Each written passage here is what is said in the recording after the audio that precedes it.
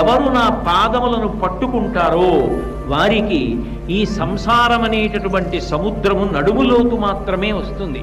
వాళ్ళు ఈ సంసారమన్న సముద్రంలో మునిగిపోయి మళ్ళీ పుట్టి మళ్ళీ చచ్చి జనన మరణ చక్రమునందు అదే పనిగా తిరగవలసినటువంటి అగత్యము నుండి విడుదల పొందుతారని చెప్పడానికి వామహస్తంబు కటిభాగమున నుంచి చూపరులకు సంకేతించుచుండ, అలా ఉండమని ఎవరూ చెప్పలేదని, విగ్రహం కాదు, సాక్షాత్తు స్వామి ఇలా పెట్టి చూపిస్తున్నాడు. పైగా ఇలా పెడితే ఏదైనా నేను ఇస్తాను, బెంగపెట్టుకోవద్దని.